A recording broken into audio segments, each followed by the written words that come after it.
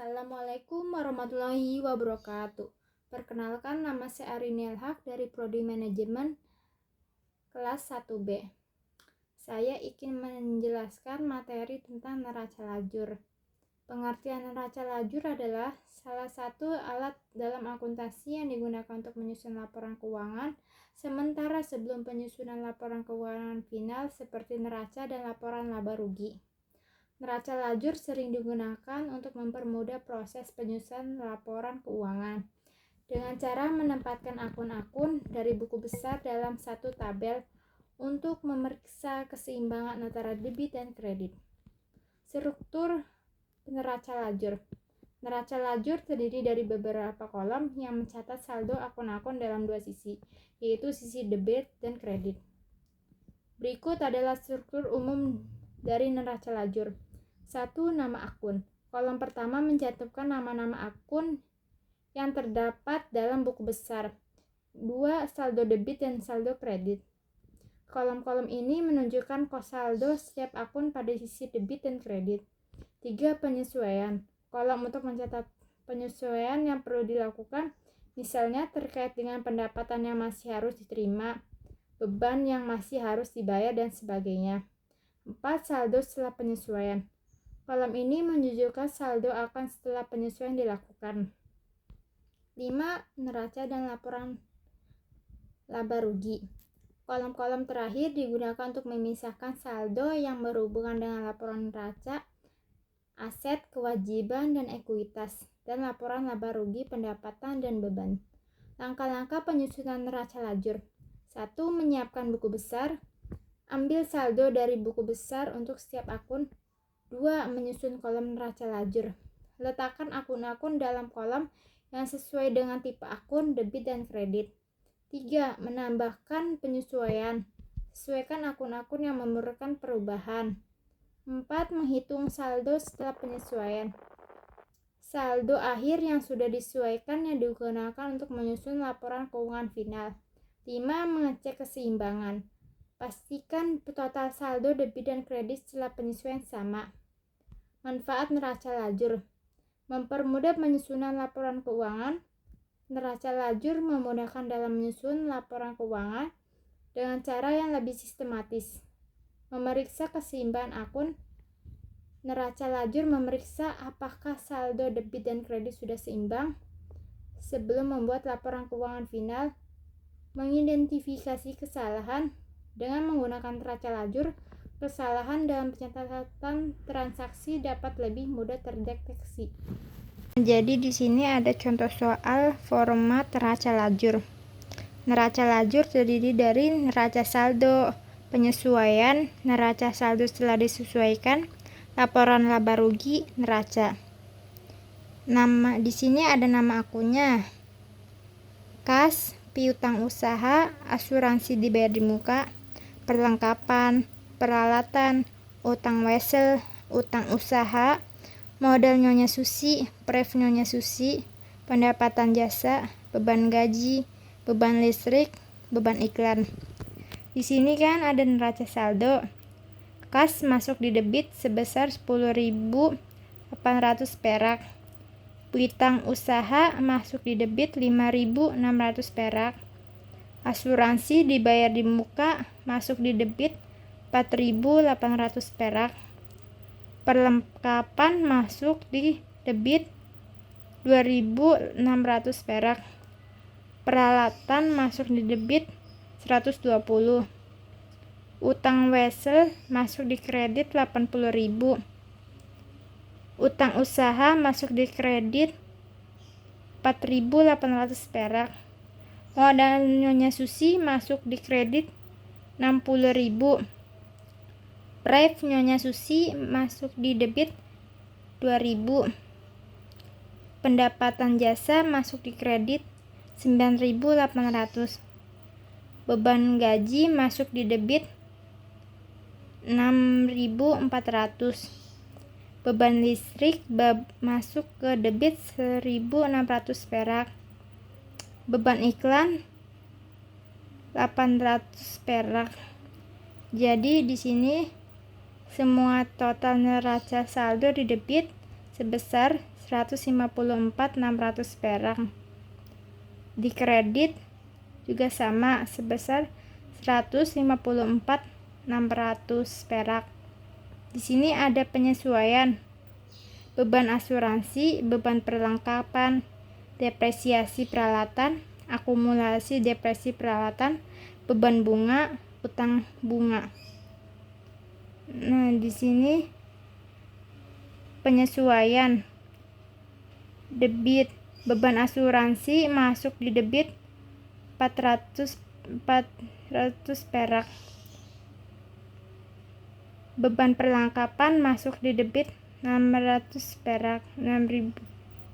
Depresiasi peralatan masuk di debit 1.800 perak.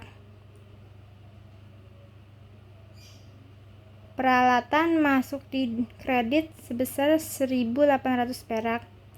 Beban bunga masuk di debit 1.000. Utang bunga masuk di debit 1.000.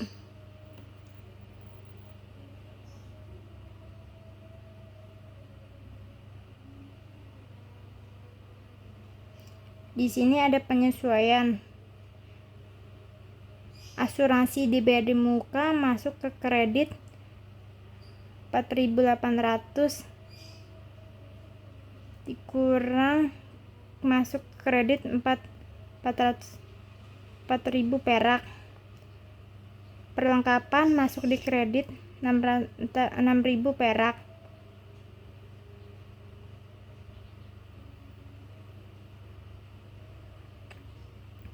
Jadi semua total penyesuaian di debit sebesar 3.800 perak, sedangkan penyesuaian yang di kredit sebesar 3.800 perak.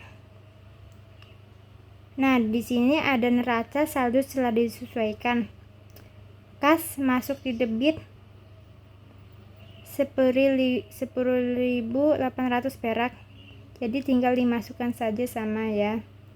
Utang usaha masuk di debit 5.600 perak, dimasukin sini kan sama, jadi tinggal dimasukin. Asuransi dibayar di muka masuk di debit sebesar 4.400, ditambahkan dari kredit. Terus di sini akan ada perlengkapan masuk neraca saldo setelah disesuaikan masuk ke debit 2.000. Peralatan masuk di debit 120. Sebelumnya kan di sini kan 120, jadi kita tinggal masukkan saja ke sini. Sini ada utang wesel masuk ke kredit 80.000. Kita masukkan lagi ke sini. Sini ada utang usaha masuk di kredit. Kita masukkan aja sama dari kolom sebelumnya 4.800 perak. Modal Nyonya Susi masuk di kredit 60.000. Kita masukkan saja dari tabel ini ke sini. Brief Nyonya Susi masuk di debit 2.000. Dari tabel sebelumnya sini kita tinggal masukin sini aja. Pendapatan jasa masuk di kredit 9.800. Soal sebelumnya kan sama sini. Kita tinggal masukin ke sini. Beban gaji 6.400 perak. Masuk di debit. Kita masukkan saja dari kolom ini, masukin lagi ke sini. Beban listrik 1.600 perak. Masuk di debit. Dari soal sebelumnya masukin ini. Tinggal masukin sini. Beban iklan 800 perak. Dari soal sebelumnya ini kita tinggal masukin lagi ke sini. Beban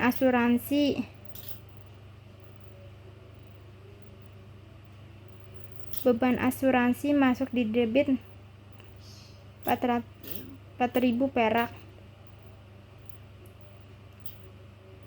Beban perlengkapan masuk di debit 6.000 perak, kita tambahin di sini, tambahin tabel sebelumnya sini. Terus di sini ada depresiasi peralatan, kita masukin di debit, sama aja 1.800.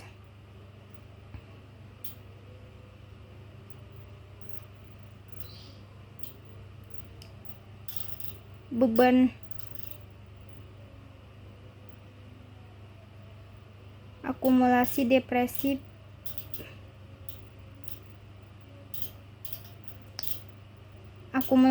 depresi peralatan masuk di kredit 1.800 perak.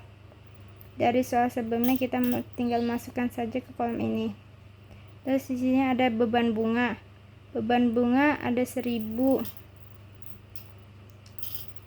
masuk di debit. Kita masukkan saja sama soalnya ini, tinggal masukkan sini.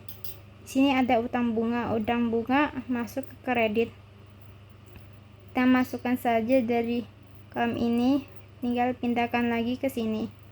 Jadi semua total ditambah neraca saldo selalu disesuaikan. Di debit ada 157.400 perak. Sedangkan di kredit kita ada 157.400 perak.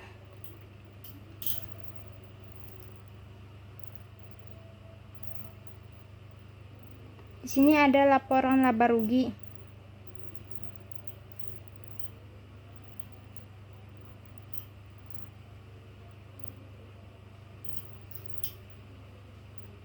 Pendapatan jasa masuk.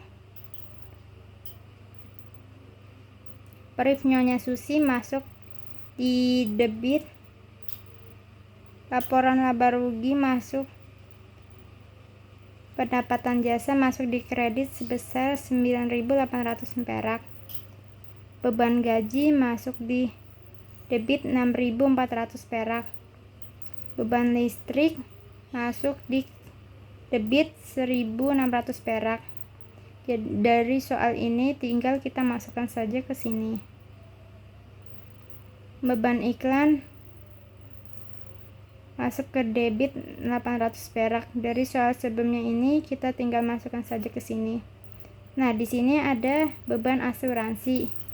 Beban asuransi kita masukkan saja 400 perak di debit. Dari soal ini kita tinggal masukkan lagi ke sini. Di sini ada beban perlengkapan masuk di debit 600 perak. Dari soalnya ini kita tinggal masukkan lagi ke sini.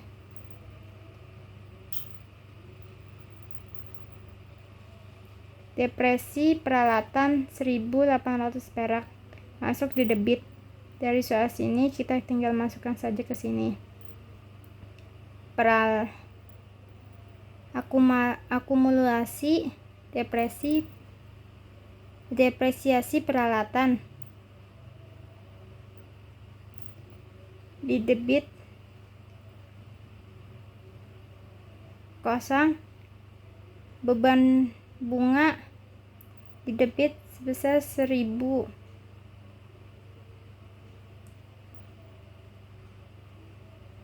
Jadi di sini semua total laporan laba rugi 12.600 di debit, sedangkan di kredit sebesar 9.800 perak. Nah, di sini ada neraca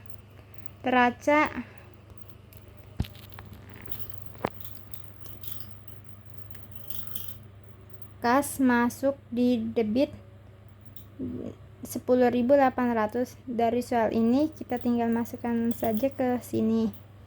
Di sini ada piutang usaha masuk di debit 5.600 perak. Dari soal ini kita tinggal masukkan saja, tindakan di sini.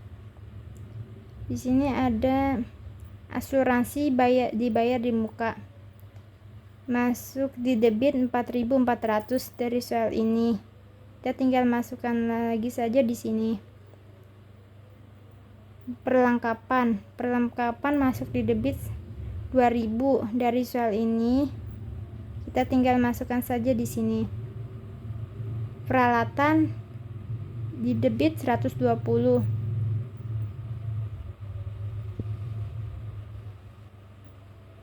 Dari soal ini kita tinggal masukkan saja ke sini. Kredit utang wesel 80.000, utang usaha 4.800 perak. Dari soal ini kita tinggal masukkan ke kolom ini saja. Terus modal Nyonya Susi 60.000. Terus price Nyonya Susi 9.800.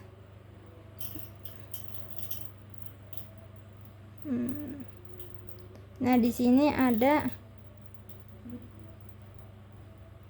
peralatan masuk di kredit 1.800 perak. Utang bunga masuk di kredit 1.000. Jadi semua total yang dikredit di debit 144.800 perak. Sedangkan di kredit semua total dijumlahkan 147.600 perak.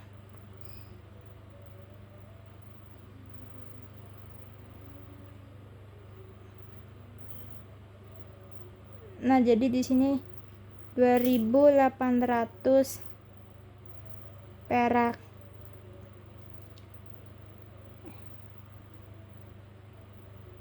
Ditambah